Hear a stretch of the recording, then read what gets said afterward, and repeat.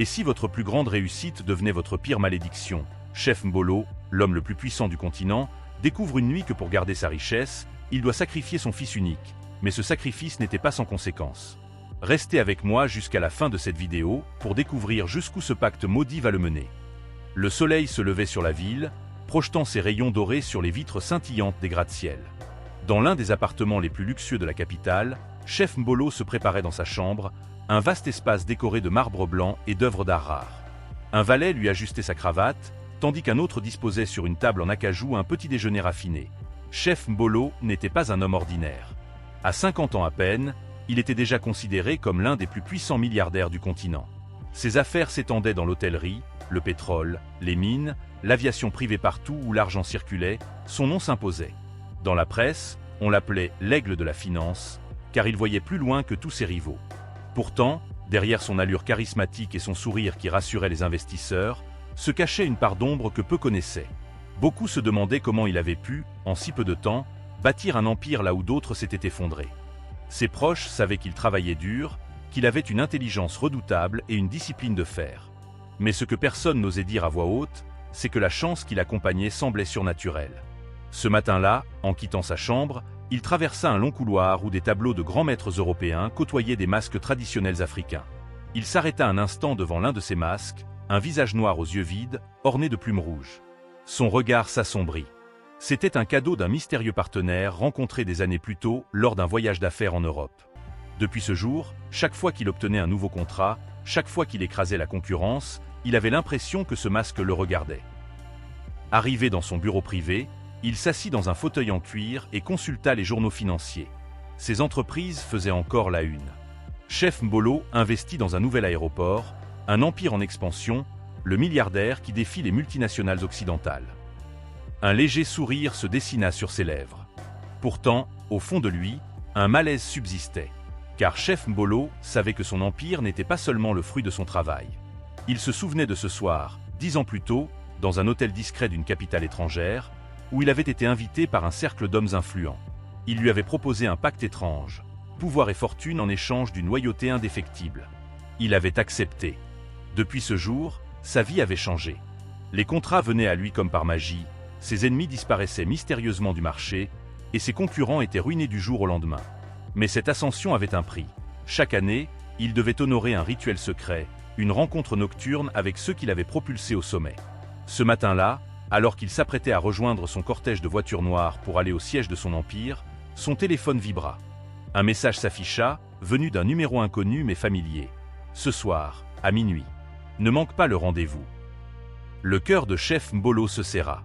Ses yeux se posèrent à nouveau sur le masque aux plumes rouges accroché au mur. Il inspira profondément, remit son manteau et sortit. Pour le monde extérieur, il n'était qu'un milliardaire qui allait signer de nouveaux contrats. Mais lui savait qu'une force invisible le surveillait et que ses dettes spirituelles commençaient à peser lourd. Le soir tombait doucement sur la ville. Le manoir de Chef Mbolo, perché sur une colline, dominait toute la capitale. Les vitres immenses reflétaient les lumières de la cité, comme si l'édifice surveillait le monde d'en haut. À l'intérieur, une atmosphère paisible régnait. Contrairement au tumulte de ses affaires, Mbolo retrouvait dans ses murs la seule chose qui comptait vraiment, sa famille. Dans le grand salon, son fils unique, Eli, était assis à une table, plongé dans ses cahiers d'école. À seulement 14 ans, le jeune garçon impressionnait déjà par sa discipline. Élégant dans sa chemise bien repassée, il notait chaque mot avec précision. Parfois, il levait les yeux pour demander conseil à son père. « Papa, est-ce que tu crois que je pourrais un jour diriger une entreprise comme toi ?» Chef Mbolo sourit, posant une main paternelle sur l'épaule de son fils. « Tu iras encore plus loin que moi, Eli. Mais souviens-toi, la vraie richesse n'est pas seulement dans l'argent, elle est dans l'honneur et la sagesse. » Ces mots, il les croyait en partie seulement, car lui-même savait que son empire reposait sur des fondations fragiles et obscures. Ce soir-là, après le dîner, il monta dans son bureau. Sur le bureau en marbre noir, une enveloppe l'attendait.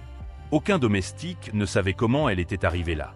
Il l'ouvrit, et ses yeux se figèrent sur les mots tracés à l'encre rouge. L'héritier doit être initié. L'heure approche. Prépare-le. Une sueur froide coula le long de sa nuque. C'était clair. Le cercle exigeait maintenant Eli. C'était la suite logique du pacte. Assurer la continuité de la lignée en liant son fils à leur ordre. Mbolo ferma les yeux un instant. Il se revoyait, des années plus tôt, assis à une table semblable, promettant sa loyauté en échange de sa fortune. Mais jamais il n'avait imaginé qu'un jour on lui demanderait son enfant. Il descendit retrouver Ellie dans le jardin, où le garçon jouait au basket. L'adolescent riait, insouciant, lançant la balle contre le panier. Sa jeunesse, son innocence, son avenir. Tout ce que Mbolo risquait de perdre. Ellie, appela Théil. Le garçon accourut, essoufflé, souriant. « Oui papa ?» Chef Mbolo le fixa un moment, incapable de parler. « Rien, mon fils. Rentre, il fait froid. Tu dois te reposer. » Mais dans son cœur, une tempête faisait rage. Comment livrer son propre enfant à un monde qu'il savait ténébreux? La nuit venue, il ne trouva pas le sommeil. Étendu sur son lit, il entendait les paroles du cercle résonner dans sa tête. « Ton fils ou ta chute? Ton héritier ou la ruine ?»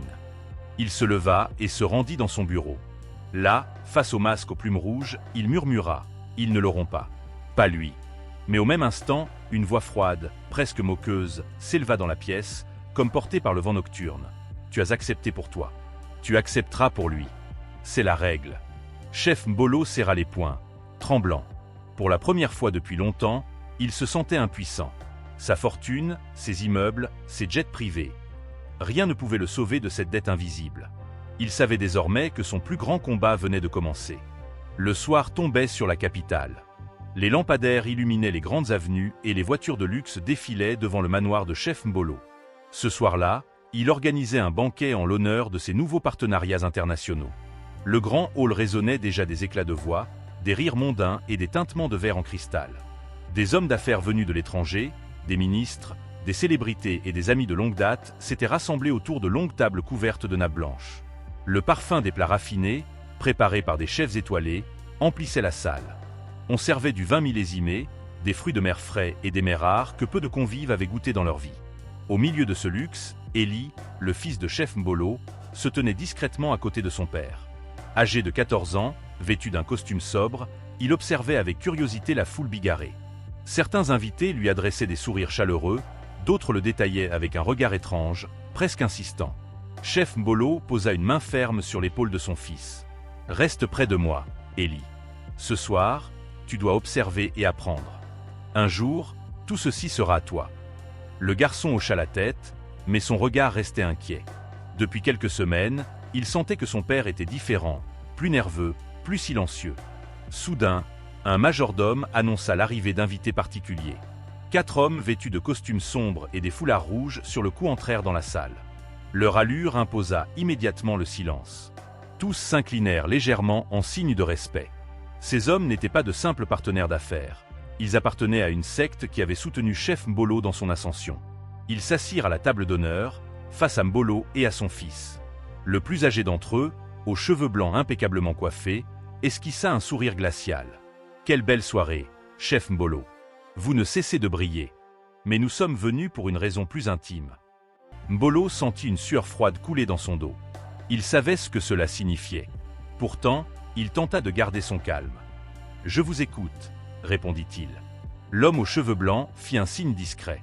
Aussitôt, un serveur apporta un plat recouvert d'un couvercle en argent massif. Il le posa devant Ellie. Quand le couvercle fut soulevé, un parfum envoûtant emplit l'air. C'était une viande finement épicée, nappée d'une sauce rouge éclatante, garnie de feuilles rares. « Ceci est un repas d'honneur, » déclara l'homme. « Qu'il le goûte, et il rejoindra enfin le cercle. Le moment est venu. » Ellie recula instinctivement. « Je n'ai pas faim, » déclara Théil. Un silence lourd tomba sur la salle. Les regards convergèrent vers le garçon. Chef Mbolo sentit son cœur battre violemment. S'il refusait, il défiait directement ceux qui l'avaient élevé au sommet. Mais s'il acceptait, il condamnait son fils à une servitude spirituelle dont il connaissait les ténèbres. « Mon fils est encore jeune, » tenta Théil. « Peut-être n'est-il pas prêt. » Le deuxième homme, plus jeune mais au regard froid, posa sa main sur la table. « Le cercle ne connaît pas l'attente. Toi-même as-tu attendu? Non. Tu as accepté et tu as prospéré. Ton fils doit suivre le chemin. » Ellie, la gorge sèche, murmura. « Papa, je préfère manger avec toi plus tard. » Chef Mbolo ferma les yeux un instant. Il sentait les regards brûler sur lui. Les invités, bien qu'ignorants de la vraie nature de ce rituel, savaient que quelque chose de solennel se jouait. Pour ne pas perdre la face, Pour sauver son fils d'un embarras immédiat, il saisit une cuillère, coupa un morceau de viande et le porta à sa bouche. À cet instant, un murmure parcourut la table des 3 hommes. Mbolo avala lentement, son esprit troublé. Tout autour de lui, la fête reprit comme si de rien n'était. La musique s'éleva, les conversations reprirent. Mais au fond de lui, il savait qu'un pas irréversible venait d'être franchi. Élie, lui, baissa les yeux, troublé par ce qu'il venait de voir. Il n'avait pas goûté au plat, mais son père, par ce simple geste, semblait avoir pris sa place. Plus tard dans la soirée, quand les invités commencèrent à quitter le manoir, Mbolo croisa de nouveau le regard de l'homme aux cheveux blancs. Celui-ci lui glissa à voix basse. « À minuit, tu comprendras ce que tu viens d'accepter. » Ces mots résonnèrent dans son esprit comme une condamnation. Quand le silence retomba sur le manoir et que la dernière voiture disparut dans la nuit, Chef Mbolo resta seul dans son bureau. Devant lui, le plat ensorcelé reposait encore, à moitié intact. Son estomac se nouait déjà, et au fond de lui, il savait, la nuit ne lui appartiendrait plus. À minuit, Chef Mbolo sentit une étrange lourdeur envahir son corps. Une sensation nouvelle, comme si chaque cellule de son être était détachée de la réalité tangible. Puis, brusquement, il eut l'impression que son esprit se détachait de sa chair. Un frisson glacial parcourut sa colonne vertébrale, et avant même qu'il puisse crier, il se sentit aspiré dans un tourbillon de lumière obscure. Quand le vertige disparut, il se retrouva dans un lieu qu'aucun œil humain n'aurait pu concevoir.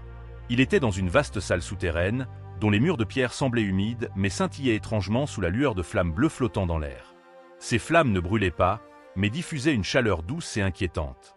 Les ombres qu'elles projetaient sur les murs semblaient vivantes, ondulant comme si elles avaient leur propre conscience. Autour de lui, des hommes et des femmes vêtus de longues tuniques sombres se tenaient en cercle, leurs visages masqués par des capuchons. Leurs mouvements étaient harmonieux, presque hypnotiques, et une musique gutturale résonnait dans la pièce, semblant s'infiltrer jusque dans les os de Chef Mbolo. Au centre du cercle, plusieurs jeunes gens étaient agenouillés, leurs yeux vides et brillants comme des pierres précieuses. Chef Mbolo comprit, avec une horreur glaciale, que ces jeunes initiés étaient les cibles d'un rituel ancien, et que leur énergie, leur essence, nourrissait quelque pouvoir mystérieux. Il reconnut alors ce qu'il redoutait depuis longtemps. Le cercle ne s'intéressait pas seulement à lui. Non, leur ambition était plus vaste. Il voulait son fils. Son propre héritier, l'innocent dépositaire de son sang, était leur prochaine victime. Un sentiment de culpabilité l'envahit. Tout ce qu'il avait accompli, tout ce succès qu'il avait arraché de haute lutte, n'avait été qu'une chaîne invisible, un lien qui le rendait vulnérable à cette confrérie. Chaque reconnaissance, chaque honneur, chaque succès semblait avoir été un tribut inconscient à ses forces obscures. Et maintenant, elle le réclamait. Pris de panique, Chef Mbolo fit un pas en arrière. La salle entière sembla réagir à son mouvement, et un murmure s'éleva, à la fois doux et menaçant, envahissant l'espace de la salle et résonnant dans son esprit. « Tu nous appartiens, et ton héritier aussi. » La voix semblait sortir de partout à la fois, comme si les murs eux-mêmes parlaient. Il sentit la peur le saisir au plus profond de son être, un poids oppressant qui le paralysait presque. Il voulut fuir, mais ses jambes refusaient d'obéir. Son esprit, pourtant détaché de son corps, voulait hurler, alerter son fils, résister, mais chaque fibre de son être semblait tenue par un fil invisible, un lien ancien et puissant. Le rituel, comprit-il, n'était pas simplement un sacrifice. C'était une promesse de servitude, un contrat invisible scellé par des générations, liant son nom et celui de son héritier à ses forces. Alors que la musique gutturale s'intensifiait, Chef Mbolo sentit un éclat de lucidité. Il observa le cercle, notant chaque geste, chaque signe, chaque rune gravée sur le sol. Une lueur d'espoir jaillit en lui. Si le rituel dépendait de mouvements précis et de symboles, peut-être existait-il un moyen de briser le lien, de protéger son fils et de se libérer. Mais le temps pressait, et les voix devenaient de plus en plus insistantes, presque insupportables, enveloppant son esprit dans un voile d'angoisse.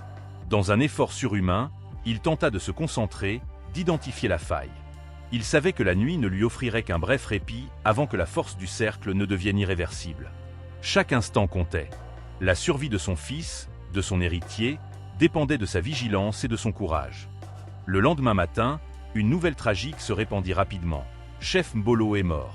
Dans sa somptueuse demeure, les domestiques avaient trouvé son corps sans vie, immobile sur le lit, le visage marqué par une expression de terreur figée. Selon les premiers rapports, il avait succombé à une crise cardiaque. Mais ceux qui avaient connu le caractère intrépide de Chef Mbolo savaient qu'il n'était pas d'un naturel fragile. Et dans le secret de leur cœur, beaucoup chuchotaient que sa mort n'était pas entièrement naturelle. Les jours qui suivirent furent emplis de murmures et de spéculations. Les amis, Associés et voisins se questionnaient sur ce qui avait pu le frapper si soudainement. Certains évoquaient le stress, d'autres des excès de travail ou des soucis familiaux. Mais ceux qui avaient entendu les légendes anciennes sur les cercles mystérieux et leurs rituels savaient que la vérité était bien plus sombre et insaisissable. L'ombre de cette nuit fatidique planait sur la ville, invisible mais oppressante. Les années passèrent, et la fortune de Chef Mbolo, autrefois immense et admirée, commença lentement à disparaître. Ses biens, ses propriétés et ses entreprises semblaient maudits. Des hôtels prestigieux qu'il avait acquis un par un furent touchés par d'étranges incidents. Certains prirent feu sans cause apparente, d'autres furent victimes de disparitions inexpliquées de sommes colossales. Les assurances ne parvenaient jamais à justifier ces pertes, et les enquêteurs, malgré leurs efforts, restaient perplexes. Chaque nouveau drame semblait répéter l'histoire de la veille de sa mort, comme un écho que personne ne pouvait rompre. Les anciens associés racontaient qu'il y avait dans la ville une atmosphère de peur latente, une tension invisible qui semblait s'être installée depuis la disparition de Chef Mbolo. Les gens avaient peur de prononcer son nom à voix haute, craignant d'attirer l'attention d'une force mystérieuse. Certains jeunes qui avaient été initiés au commerce ou aux affaires sous sa tutelle observaient avec inquiétude la chute inexorable des biens qu'il avait bâtis. Chaque disparition, chaque incendie, chaque échec semblait rappeler qu'il existait un prix à payer pour l'ambition et le pouvoir.